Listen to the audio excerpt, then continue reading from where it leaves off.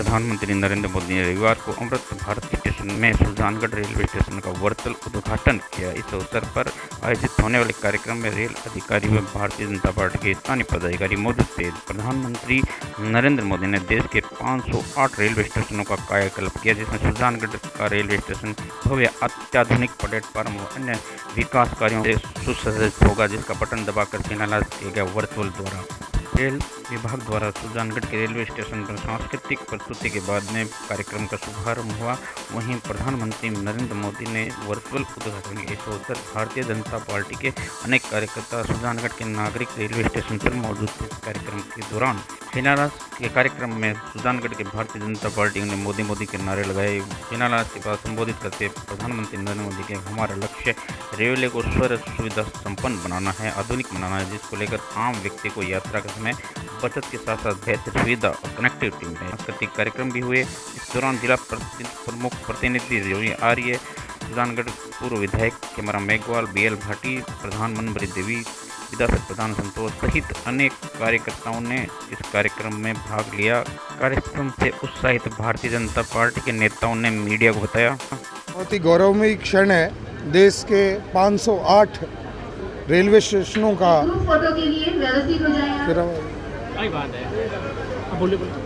देश के 508 स्टेशनों का जीर्णोद्धार हो रहा है, पुनर्विकसित हो रहे हैं, आधुनिक सुविधाएं उन स्टेशनों पे होंगी।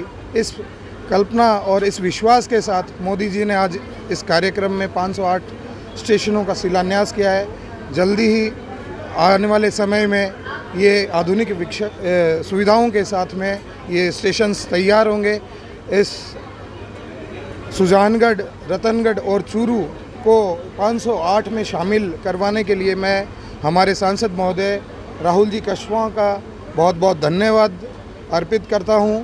उन्होंने एक लड़ाई लड़के चूरू ज़िले में 3 और आने वाले समय में गोगामेडी का भी प्रस्ताव है, तो 4 स्टेशनों को इसमें शामिल कराने का जो उन्होंने कार्य किया है, निश्चित ही बहुत धन्यवाद के पात्र हैं। बहुत बहुत धन्यवाद।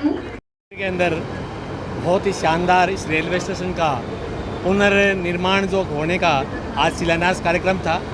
माननीय हमारे देश के प्रधानमंत्री नरेंद्र जी मोदी ने इसका शिलान्यास कार्यक्रम किया है। हमारे रेल मंत्री जी, हमारे सांसद साहब और सुजानगढ़ के वरिष्ठ सभी जनप्रतिनिधिगण और सुजानगढ़ के लोगों ने आकर के इस कार्यक्रम को सफल बनाया।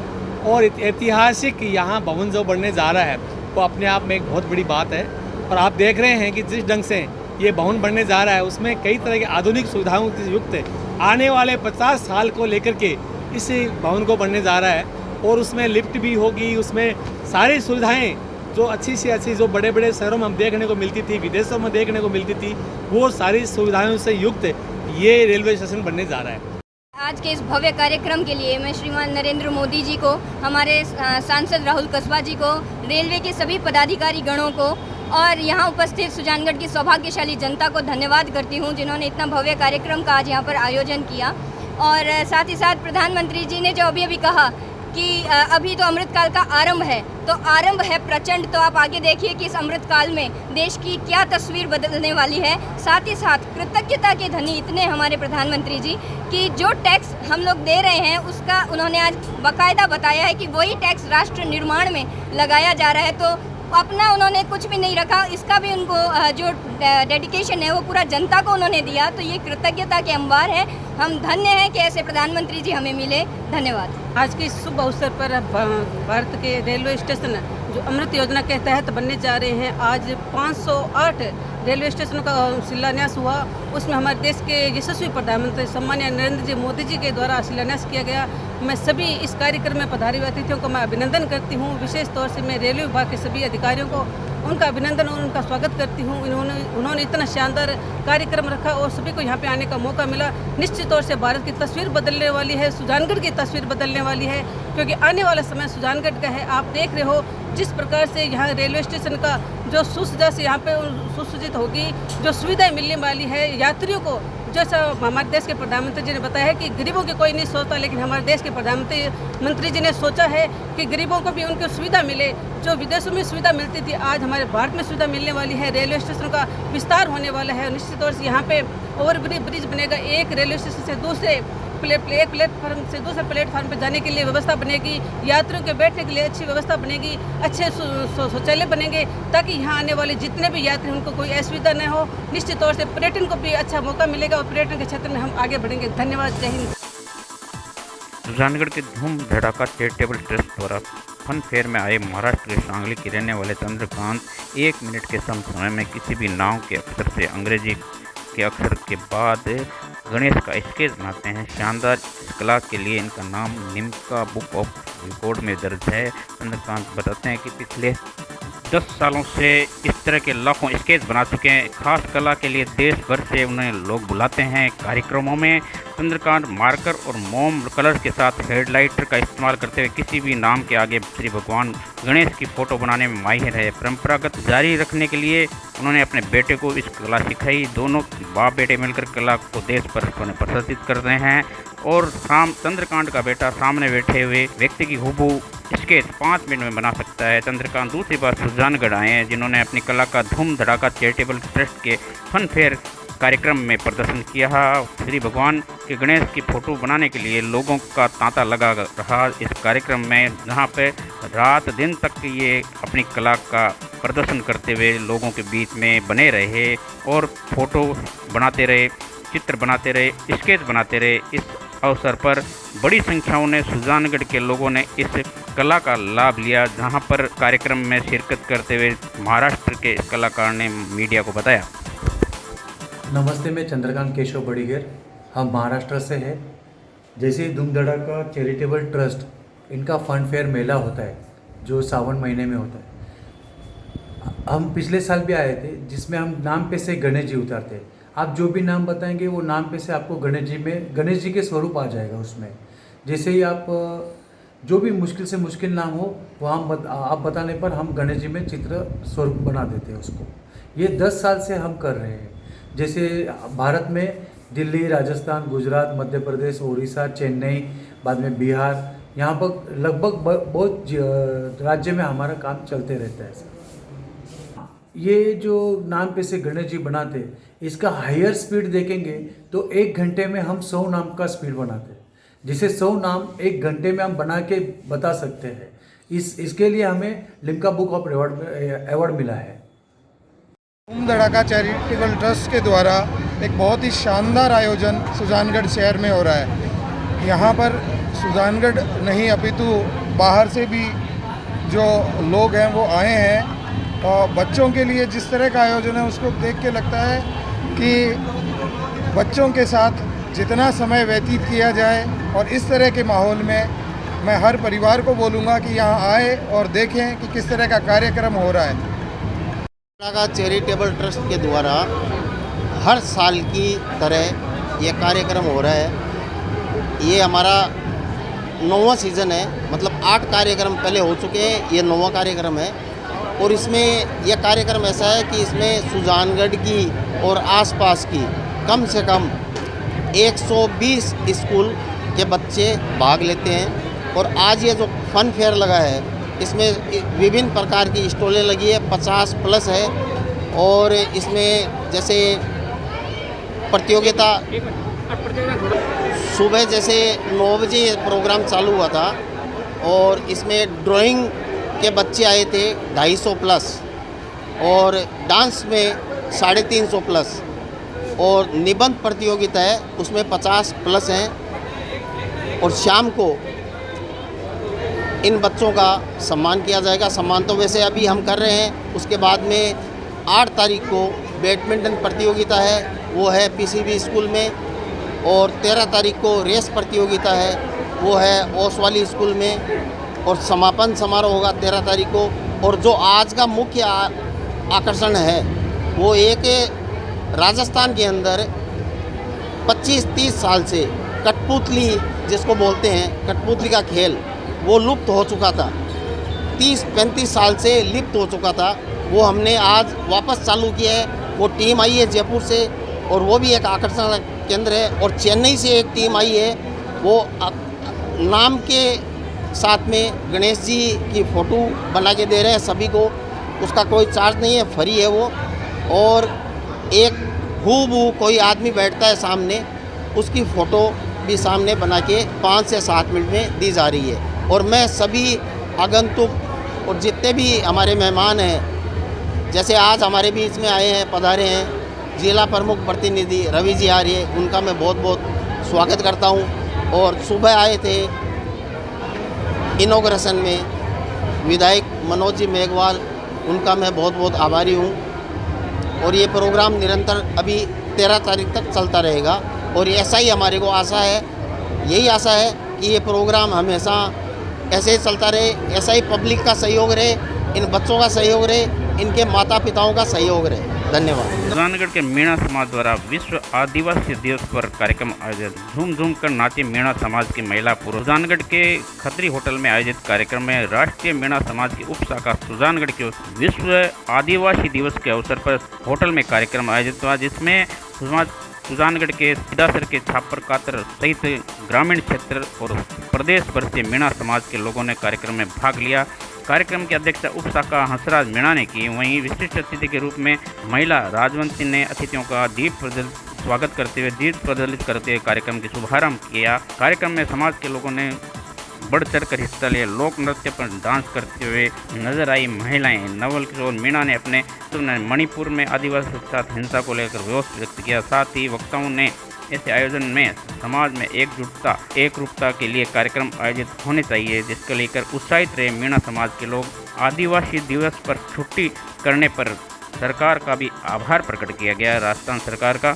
वहीं हंसराज मीणा ने बताया, विश्व आदिवासी दिवस से पूरे देश के अंदर, पूरे राजस्थान के अंदर मनाया जा रहा है। उसी उपलक्ष्य के अंदर हमारे सुजानगढ़ ब्लॉक के अंदर मीणा समाज के सभी विद्वान साथी और ग्रामीण क्षेत्र के जितने भी ग्रामीण लोग हैं, सब एक साथ मिलकर के विश्व आदिवासी दिवस मना रहे हैं।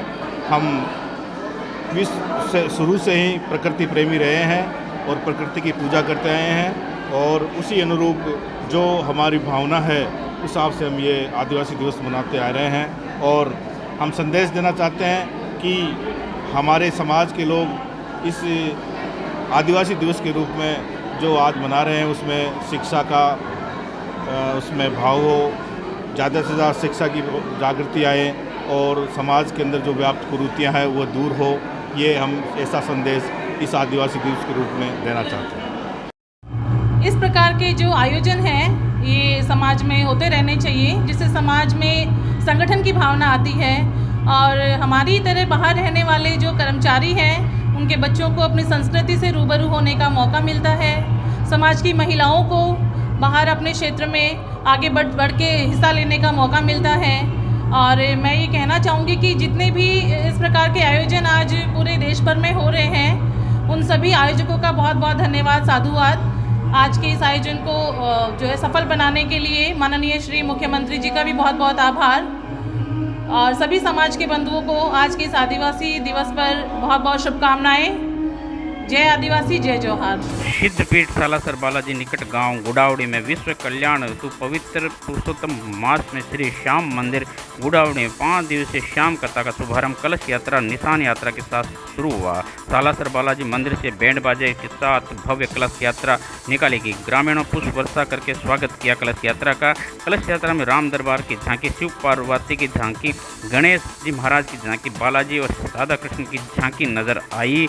वहीं मुख्य आकर्षण का केंद्र भी रही है झांकियाँ। इस अवसर पर कथावाचक अमित दादित ने श्याम कथा के बारे में बोलते हुए कहा, श्याम कथा आज के युग में विश्व धर्म के रक्षा की भावना को जागृत करना है इस कथा का मुख्य उद्देश्य। साथ ही हम सांस्कृतिक व धर्म से पीछे हट रहे हैं, इसलिए भक्तों की कथा का श्रवण करने के लिए त्याग धर्म की भावना उत्पन्न होती है। इससे पूर्व स्वामी विद्यासन गौरी शंकर आश्रम सालासर बालाजी के यज्ञशाला में शुभारंभ करके पूजा अर्चना करवाई।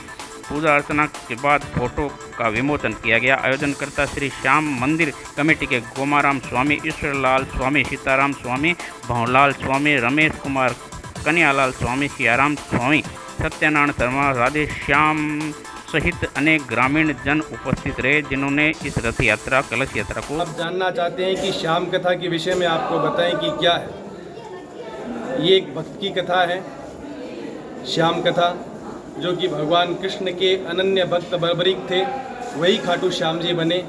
यही श्याम कथा है।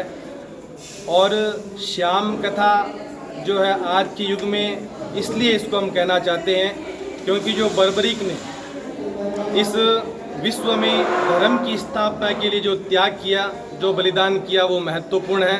और वो त्याग और बलिदान की जो गाथा है, जो कथा है, वही इस श्याम कथा का महत्व है और वही ये श्याम कथा है जो आपको सुनाई जाएगी। और आज के वर्तमान के युग में हमें ज़रूरी है कि हमारे जो संस्कार हैं, जो हमारी भावनाएं हैं, वो धर्म के प्रति जागृत हो और हम धर्म के अंदर हमारी जो भूमिका है वो सहर्ष निभाएं।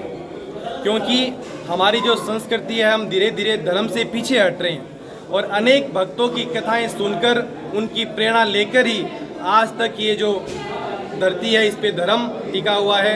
इसीलिए बाबा श्याम की भी जो ये कथा है वो धर्म से संबंधित है। आपको धर्म के अंदर जुड़ने की जो जिज्ञासा है वो प्रदान करती है। उनका त्याग, उनका बलिदान, यही श्याम कथा है जो हम कल से 11 से 15 तारीख तक श्रवण करेंगे। शहरी ओलंपिक खेलों का हुआ संपन्न। कार्यक्रम 5 अगस्त से 9 अगस्त तक चले। शहरी ओलंपिक खेलों का गुरुवार को NK लोहिया स्टेडियम में कार्यक्रम संपन्न हुआ। ADM भागीरथ शाह, सभापति नीलोफर गौरी, नगर परिषद आयुक्त दिलीप शर्मा ने विजेताओं को पुरस्कार दिए। इस दौरान 5 क्लस्टर के 225 विजेताओं को गोल्ड मेडल सर्टिफिकेट देकर पुरस्कृत किया गया।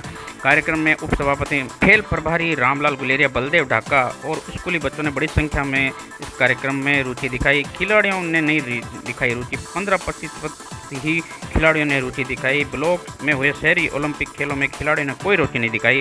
हालात ये रहे कि कुल रजिस्ट्रेशन 15% ही खेलने आए मैदान में। ब्लॉक शहरी क्षेत्र में ओलंपिक के लिए 449 टीमों ने 5,518 खिलाड़ियों ने रजिस्ट्रेशन करवाया था, लेकिन सिर्फ 825 ही पहुंचे खेलने के लिए मैदान में। 5 से 9 अगस्त तक चली प्रतियोगिता में खेल प्रतियोगिता में 5 क्लस्टर बनाए गए थे। क्लस्टर में 12 वार्ड शामिल थे, लेकिन नहीं खेले गए गेम। और ख़ास बात रही कि फुटबॉल का एक भी मैच नहीं आयोजित किया गया।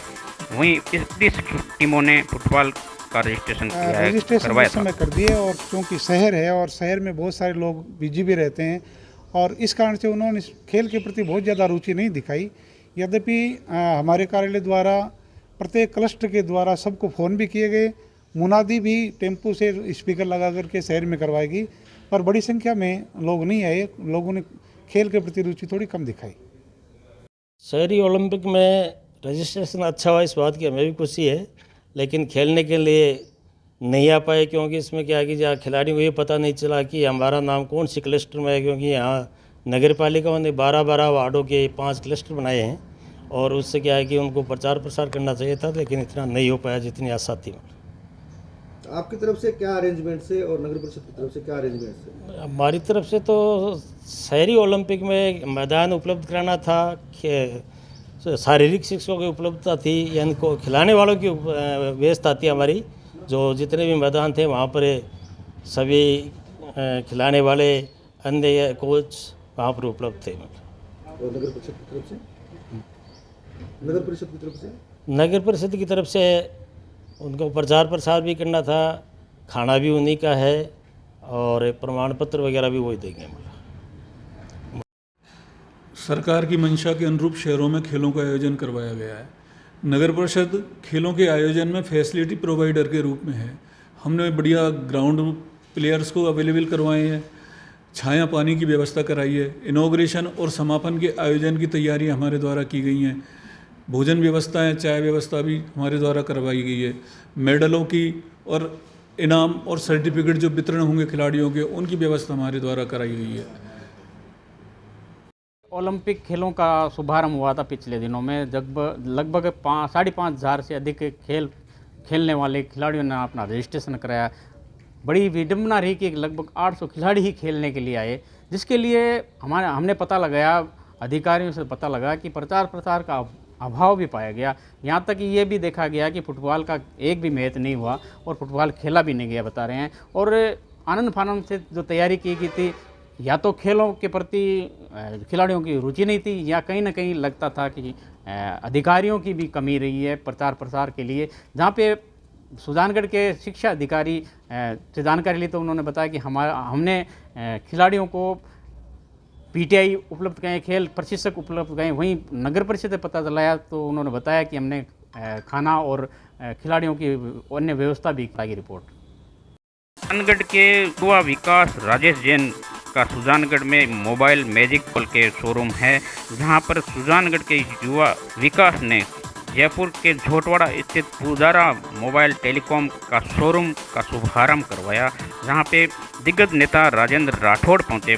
वहीं पूर्व मंत्री खेमाराम मेघवाल, जिला परिषद सदस्य जयप्रकाश पगड़ा भी पहुंचे। कार्यक्रम की खास बात रही कि जबलपुर के अंतर्राष्ट्रीय श्री श्याम बैंड ने अपनी प्रस्तुति देकर वाहीवाल लूट ली और कार्यक्रम में प्रस्तुत किया गया शानदार प्रस्तुति के साथ बैंड वादक द्वारा कार्यक्रम। हम आपको बता दें, इस कार्यक्रम में अक्षरधाम के महंत द्वारा पूजा अर्चना करवाई गई। श्री श्याम बैंड द्वारा देशभक्ति की प्रस्तुति के बाद वहीं पहुंचे राजेंद्र राठौड़। टेलीकॉम में उद्घाटन के अवसर पर जैन परिवार द्वारा किया गया स्वागत। राजेश जैन, विकास जैन द्वारा गुलदस्ता भेंट करके प्रतिपक्ष नेता का स्वागत किया। वहीं रिबन काटकर प्रतिपक्ष नेता राजेंद्र राठौड़ ने इस कार्यक्रम में टेलीकॉम का शुभारंभ किया। पुजारा टेलीकॉम झोटवाड़ा स्थित है, जहां पर भव्य कार्यक्रम में बड़ी संख्या में लोगों ने शिरकत की। वहीं आपको बता दें, सुजानगढ़ के युवा व्यवसायी सुजानगढ़ के रहने वाले हैं, जिन्होंने शुभारंभ के अवसर पर किस तरह से शुभकामना देना चाहेंगे? युवा ने कार्य किया है। पुजारा टेलीकॉम अब राजस्थान की राजधानी में है। सुजानगढ़ में इस परिवार का जो प्रतिष्ठा है व्यापारिक जगत में, मैं समझता हूँ निश्चित तौर पर राजधानी में भी उसी प्रकार की प्रतिष्ठा कायम करेंगे। ये आज कम्युनिकेशन के अंदर मोबाइल, टेलीफोन, इंटरनेट इनका ज़माना आया और हर एक आदमी की दिनचर्या से ये चीज़ जुड़ गई है। ऐसे समय के अंदर आधुनिकता के साथ साथ अच्छे डेटा स्टोर के साथ ये जहाँ लर्निंग का काम करेगा, वहीं आज की आवश्यकता पूरी करेगा। आपस में संबंधों को स्थापित करने के लिए, कम्युनिकेशन के लिए मैं बधाई देने आया हूँ। मुझे अच्छा लगा कि मेरे ही खुद के गृह जिले से आज इस परिवार ने आज राजस्थान की इस बड़े प्रतिष्ठित व्यापार के माध्यम से अपना कदम रखा है। मैं ढेरों शुभकामनाएं देने आया हूँ। हमने पुजारा टेलीकॉम ग्रुप को ज्वाइन किया है, जिसके अंदर हमारे जयपुर के अंदर, सुजानगढ़ के अंदर और लाडनू के अंदर हमने फ्रेंचाइजी ली इनकी। ये ग्रुप ऐसा ग्रुप है जो पूरे इंडिया में सबसे बढ़िया सर्विस प्रोवाइड करवाता है और ये राजस्थान ही नहीं पूरे इंडिया का सबसे टॉप ब्रांड है पुजारा टेलीकॉम। और इसके अंदर Vivo, Oppo, Samsung, MI, Realme, one plus सब सेटों की फाइनेंस सुविधा उपलब्ध है, जो बाज़ार में कहीं आउटलेट में उपलब्ध नहीं होगी। हमारे पास में अलग अलग फाइनेंस सुविधा उपलब्ध है। केस के अंदर अलग अलग डिस्काउंट है जो कोई भी कंपनी नहीं दे सकती। हमारा कंपनी से स्पेशल टाई अप होता है, जिसके कारण हम कस्टमर को एक्स्ट्रा बेनिफिट दे पाते हैं।